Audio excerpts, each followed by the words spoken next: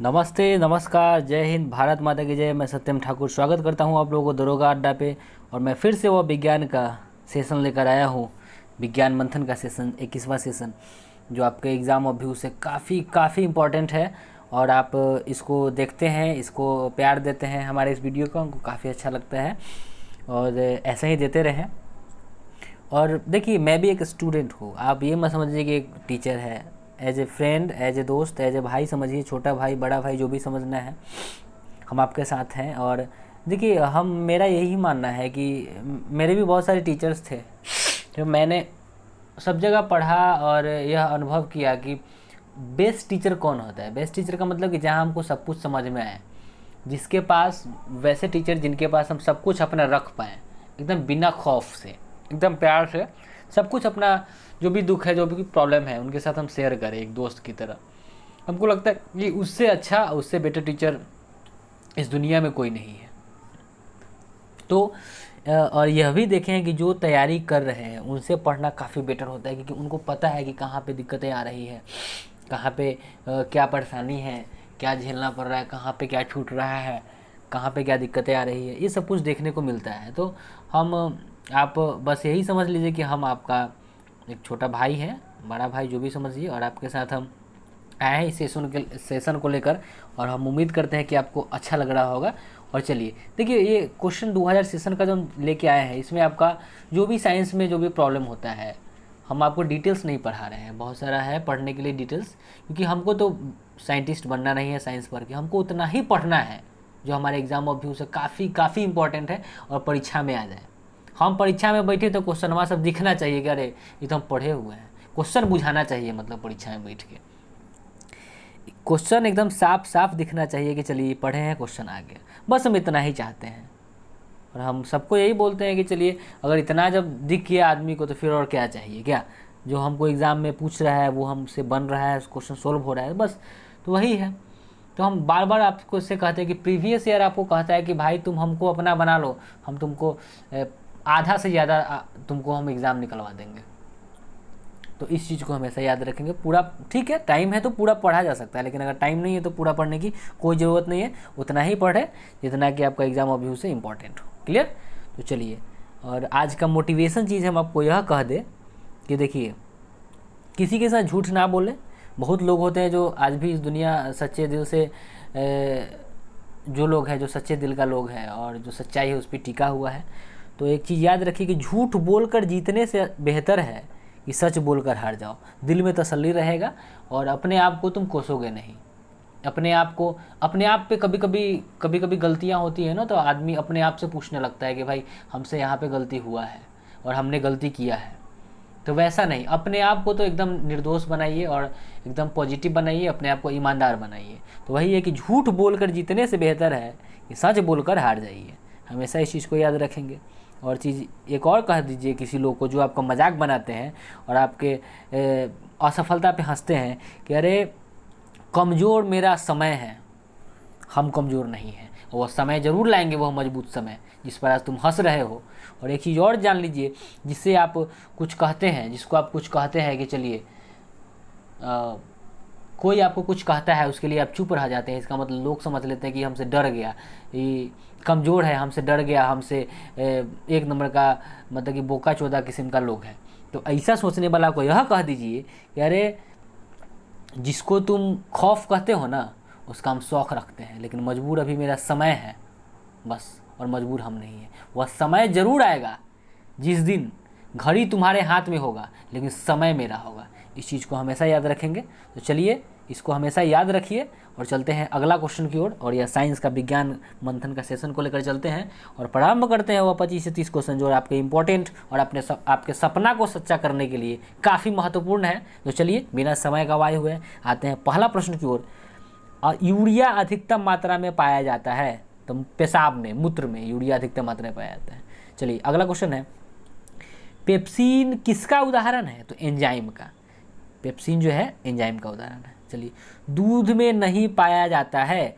दूध में vitamin C मार देंगे, वह दूधवा फट जाएगा। इस चीज़ को याद रखेंगे। तो दूध फटने से, तो हमेशा याद रखेंगे कि दूध में कौन सा विटामिन नहीं रहता है? तो विटामिन सी नहीं रहता है। नेक्स्ट क्वेश्चन, टॉक्सिन क्या है? तो टॉक्सिन एक जहरीला पदार्थ है। टॉक्सिन क्या है? तो एक जहरीला पदार्थ है। नेक्स्ट क्वेश्चन है कि एंजाइम की रचना किससे होती है? तो अमीनो अम्ल से। एंजाइम की रचना किससे होती है? तो अमीनो अम्ल से जो है एंजाइम की रचना होती है। नेक्स्ट क्वेश्चन है वो कौन सा विटामिन है जो फलों और सब्जियों में नहीं पाया जाता है? तो याद रखेंगे विटामिन डी है जो फलों और सब्जियों में नहीं पाया जाता है। नेक्स्ट क्वेश्चन की ओर हम चलते हैं। कहता है कि मलेरिया का परजीवी क्या है? मलेरिया का परजीवी अगर आपको याद है तो आप इधर दे सकते हैं, कमेंट बॉक्स में आंसर दे सकते हैं। तो वो मादा एनफिलीज मच्छर है। ठीक है, मलेरिया का परजीवी मादा एनफिलीज मच्छर है। नेक्स्ट क्वेश्चन है दूध में उपस्थित प्रोटीन कौन सा है? तो बताइए अगर आपको पता है तो। दूध में उपस्थित प्रोटीन की बात करें तो वो केसीन है। नेक्स्ट क्वेश्चन है मेढक के हृदय में चेंबर कय गो होता है? मेढक के हृदय में कै गो चेंबर होता है? तो याद रखिए 3 चेंबर होते हैं। नेक्स्ट क्वेश्चन है मानव शरीर में प्रचुर मात्रा में क्या पाया जाता है? मानव का जो शरीर है उसमें अधिक मात्रा में, प्रचुर मात्रा में क्या पाया जाता है? अगर आपको याद है तो कमेंट करें। तो कैल्शियम पाया जाता है हड्डी में पूरा। तो समझिए कि हड्डी में जो अंदर खाता, आप अगर नॉनवेज खाते हैं, मुर्गा मछली कचर के खाते हैं, तो कचरते समय याद रखिए जब हड्डी को जब कुरकुराते हैं तो हड्डी कुरकुराने से अंदर से एक द्रव निकलता है, आपको गाढ़ा द्रव, वही कैल्शियम होता है। इस चीज़ को याद रखिए। ठीक है, तो चलिए आते हैं नेक्स्ट क्वेश्चन। होली में सब खूब मुर्गा खसी कचर के खाया होगा, मछली उछली। चलिए नेक्स्ट क्वेश्चन पे आते हैं। कहता है कि कोशिका का आनुवंशिक पदार्थ क्या है? तो कोशिका का अगर हम आनुवंशिक पदार्थ की बात कर ले तो वो है डीएनए। कोशिका का आनुवंशिक पदार्थ डीएनए। नेक्स्ट क्वेश्चन है आनुवंशिकता के नियम का जन्मदाता कौन है? आनुवंशिकता के नियम का जन्मदाता की अगर हम बात करें तो वो है ग्रेगर जॉन मेंडल। ठीक है, तो आनुवंशिकता के नियम का अगर हम जन्मदाता करें तो ग्रेगर जॉन मेंडल है। अगला क्वेश्चन है किसान का परम सहायक कौन होता है? किसान का याद रखिए, बताइए तो क्या होता है? आप लोग कमेंट कीजिए इसको। किसान का परम सहायक क्या होता है? हम समय दे रहे हैं। वह होता है केचुआ। केचुआ जो है वह किसान का परम सहायक होता है। नेक्स्ट क्वेश्चन, मैंने केचुआ मैंने समझ रहे हैं, वही चारा बरसात के मौसम में ज़्यादा आता है।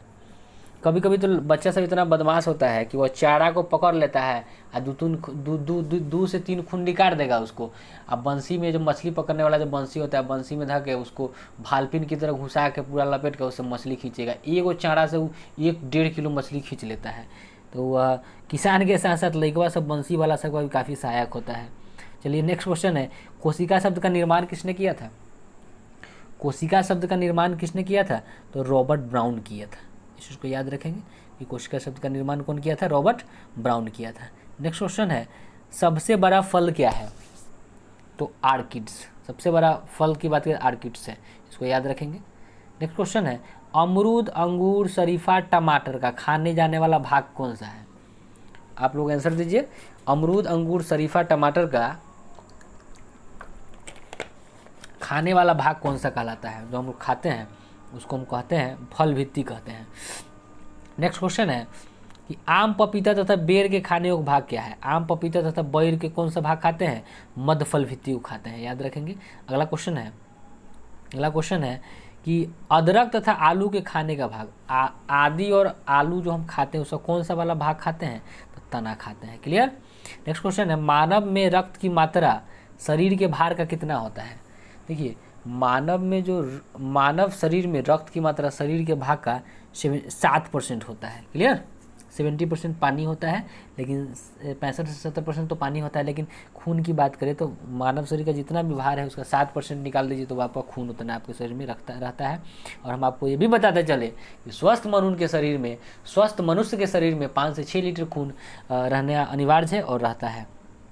ऊँट के गर्भावधि का काल कितना होता है? तो ऊँट जब गर्भ में रहता है तो कितना दिन के बाद, मान लीजिए कि आज अगर ऊँट अगर वो हो गया गर्भ धारण करती है तो कितने दिन के बाद बच्चा देगी वह? तो वह 320 से 350 दिन के बाद, 320 से 325 दिन। आते हैं अगला क्वेश्चन। गाय के अगर हम बात करें तो गाय गर्भावधि का काल होता है 280 दिन। आइए भैंस का गर्भावधि का काल, ठीक है, कितना दिन उसका गर्भावधि होता है? तो वह जान ले। भैंसी का होता है 300 दिन। ठीक है। नेक्स्ट क्वेश्चन है कि पैतृकता सिद्ध करने में सहायक क्या होता है? तो डीएनए और फिंगरप्रिंटिंग। पैतृकता सिद्ध मैंने समझ रहे हैं कि वो उसका बेटा है कि नहीं, उसका बेटी है कि नहीं, इसको तो डीएनए और फिंगरप्रिंटिंग से पता चल जाता है। दूध में पाई जाने वाली शर्करा क्या है? दूध में पाई जाने वाली शर्करा लैक्टोज है, दूध में पाई जाने वाली शर्करा लैक्टोज है, ठीक है। प्रकाश वर्ष किसका मात्रक है, तो ये आपको पता ही है, दूरी का मात्रक है। इंद्रधनुष के बीच का रंग हरा, देखिए देख लिए आप लोग, आंसर पहले ही है, पता चल गया। देखिए इंद्रधनुष के बीच का रंग कैसा होता है, तो हमेशा याद रखेंगे हरा होता है। बैजानी पिनाला होता है, पता है, बैजानी पिनाला, ठीक है, तो इसको याद रखेंगे, तो बीच में हरा होता है। रंग का प्रकीर्णन निर्भर करता है किस पर, किसी भी कलर है, कोई भी कलर है, उसका प्रकीर्णन निर्भर करता है तरंगदैर्ध्य पर, क्लियर, तरंगदैर्ध्य पर निर्भर करता है। रेटिना पर बना प्रतिबिंब कैसा होता है, आँख का रेटिना पर जो प्रतिबिंब बनता है वो कैसा होता है, जान लीजिए, वास्तविक उल्टा वस्तु से छोटा। बहुत बार परीक्षा में आया है, इसको भाइयों भूलिए नहीं, इसको हमेशा याद रखेंगे कि रेटिना पर बना प्रतिबिंब कैसा होता है, तो वास्तविक उल्टा तथा वस्तु से छोटा होता है। अगला क्वेश्चन है, इंद्रधनुष बनता है तो सूरज के ठीक विपरीत दिशा में। सूरज अगर पूरब दिशा में है तो इंद्रधनुष पश्चिम दिशा में बनता है। सूरज अगर पश्चिम दिशा में है या फिर दक्षिण दिशा की ओर है तो समझिए कि सूरज जो है उसके विपरीत दिशा में बनता है। चलिए नेक्स्ट क्वेश्चन है, समुद्र का जल नीला दिखाई देता है, कहला समुद्र का जल नीला क्यों दिखाई देता है, प्रकाश के प्रकीर्णन के कारण। प्रकाश का जो प्रकीर्णन है उसके कारण समुद्र का रंग जो है नीला प्रतीत होता है। नेक्स्ट क्वेश्चन है, तारों के टिमटिमाने का कारण क्या है। थोड़ा सा पानी पी रहे थे। देखिए तारों का टिमटिमाने का कारण है प्रकाश का अपवर्तन। प्रकाश के अपवर्तन के कारण तारा टिमटिमाते रहता है। नेक्स्ट क्वेश्चन है, हीरा का चमकना तथा मृग मरीचिका बनने का कारण क्या है। हीरा चमकता है तथा मृग मरीचिका की कहानी है, उसमें जो है क्यों होता है भाई ऐसा, तो पूर्णांतिक परावर्तन के कारण होता है। तो देखिए कैंडिला किसका मात्रक है, तो देख लीजिए कैंडिला जो है वो ज्योति तीव्रता का मात्रक है। देखिए हम आंसर बाद में दे रहे हैं, हमने यह सोचा है कि आंसर हम बाद में दें, पहले आपसे हम पूछ ही ले, आपको जो पता है वो आप बता दें। तो कैंडिला ज्योति तीव्रता का मात्रक है। नेक्स्ट क्वेश्चन है, भू स्थिर उपग्रह, बहुत आसान क्वेश्चन है। भू स्थिर उपग्रह की पृथ्वी से ऊंचाई कितनी होती है, पृथ्वी से कितना ऊंचाई होता है उसका, तो 36,000 किलोमीटर आप लोगों को पता है। रेडियो सक्रिय की माप किससे की जाती है, रेडियो सक्रियता की माप किससे किया जाता है, रेडियो सक्रियता की माप तो गीगर मूल काउंटर से, याद रखेंगे गीगर मूल काउंटर से जो है रेडियो सक्रियता की माप हम करते हैं। नेक्स्ट क्वेश्चन है, रॉकेट की गति आधारित है, किस पर आधारित होती है रॉकेट की गति, तो संवेग संरक्षण के सिद्धांत पर आधारित होती है। क्लियर, रॉकेट की गति किस पर आधारित होती है, तो संवेग संरक्षण के सिद्धांत पर। तो नेक्स्ट क्वेश्चन है, मूल रंग कौन कौन सा है, तो मूल रंग की बात करें नीला हरा और लाल। नीला हरा और लाल जो है वह जो है आपका नील रंग है। नीला इसका जो है मूल रंग है, तो नीला हरा लाल। आपसे ये भी क्वेश्चन पूछा जा सकता है कि जो रंगीन टीवी चलता है, कलर टीवी जो हम लोग टेलीविज़न चलाते हैं उसमें कौन कौन सा रंग रहता है, तो यही तीनों मूल रंग रहता है, नीला हरा और लाल, इसको याद रखेंगे। लेकिन निकट दृष्टि दोष को दूर करने के लिए किस लेंस का उपयोग करते हैं, निकट दृष्टि दोष के लिए तो अवतल लेंस के द्वारा किया जाता है। नेक्स्ट क्वेश्चन है, परमाणु बम का सिद्धांत किस पर आधारित है, आंसर दीजिए आप, परमाणु बम का सिद्धांत किस पर आधारित है, तो यह आंसर हो जाएगा नाभिकीय विखंडन पर, ठीक है। और हाइड्रोजन बम की अगर बात करेगा तो नाभिकीय संलयन पर। क्लियर, तो परमाणु बम का अगर बात करें तो नाभिकीय विखंडन, आप पर अगर हाइड्रोजन बम की बात करें तो वह नाभिकीय संलयन पर कार्य करता है। क्लियर है, आते हैं नेक्स्ट क्वेश्चन, बिजली के बल्ब में कौन सा गैस भरा रहता है, बताइए, आंसर दीजिए अगर आप लोगों को याद है तो। बिजली के बल्ब में कौन सा गैस भरा जाता है, तो वह है गैस अक्रिय गैस है, ठीक है। बिजली के बल्ब में कौन सा गैस भरा जाता है, अक्रिय गैस। बहुत इंपॉर्टेंट क्वेश्चन है। ध्वनि का वेग सबसे अधिक क्या होता है, देख लिए आप लोग, आंसर देख लिए तो हम बता ही देते हैं। ध्वनि का वेग सबसे अधिक किस में होता है, तो ठोस में होता है। बड़ी सावधानी से दिखाना पड़ेगा, आप लोग देख लीजिएगा आंसर में। ध्वनि की गति किस में धीमा होता है, सबसे तेज किस में होगा, ठोस में, या सबसे गति धीमा होगा ध्वनि का तो वह होगा हवा में।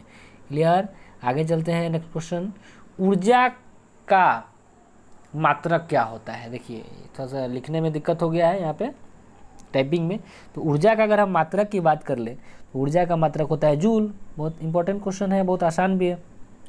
हाइड्रोजन बम में तो हम बता ही दिए नाभिकीय संलयन के आधार पर। चलिए अगला क्वेश्चन है, नाभिकीय विखंडन में प्रयुक्त होता है, नाभिकीय विखंडन में क्या प्रयुक्त होता है, इसको हम देखेंगे, यूरेनियम प्रयुक्त होता है। नेक्स्ट क्वेश्चन है, द्रव अवस्था में पाई जाने वाली धातु, बहुत आप लोग कॉमन सेंस लगाइए, वह कौन सा धातु है जो द्रव अवस्था में पाया जाता है? जी बताइए। बहुत लोग आंसर याद आता है। चलिए एक और ऑप्शन देते हैं, एक आपको क्लू देते हैं। देखिए वह उस यंत्र में पाया जाता है जिसका आविष्कार फ़ारेनहाइट किया है। जान लीजिए, थर्मामीटर है वो, जिसमें पारा जो है वो द्रव अवस्था में पाई जाती है। थर्मामीटर में पारा ही ना रहता है भाई। तो थर्मामीटर का आविष्कार कौन किया? हम आपको बताए थे, फ़ारेनहाइट करता है। चलिए नेक्स्ट क्वेश्चन, सुराही का पानी ठंडा रहता है काहे? सुराही जो होता है, सुराही मतलब देखें ना, मिट्टी का बर्तन जिसका गर्दन पतला होता है, मिट्टी का बर्तन में पानी रख देते हैं, गर्मी के दिन में काफ़ी ठंडा रहता है। तो ठंडा रहने का कारण है वही आपका वाष्पीकरण के कारण पानी ठंडा रहता है। ठीक है, तो हमने देखा कि इतना क्वेश्चन दरोगा अड्डा पे हमने देखा, इतना सारा क्वेश्चन, और हम उम्मीद करते हैं कि आपको बहुत सारा मज़ा आया होगा, आपको क्वेश्चन देने में, आपको प्रैक्टिस करने में काफ़ी अच्छा लगा होगा। और हम उम्मीद करते हैं कि आप इसी तरह हमारे साथ बने रहें और आप सफलता के प्रत्येक एक एक कदम आगे लेके जाना हमारा दायित्व बनता है आपका साथ। तो इसको आप प्यार दें बहुत, और सब्सक्राइब करें, लाइक करें, आपसे यही उम्मीद है। तो धन्यवाद, जय हिंद।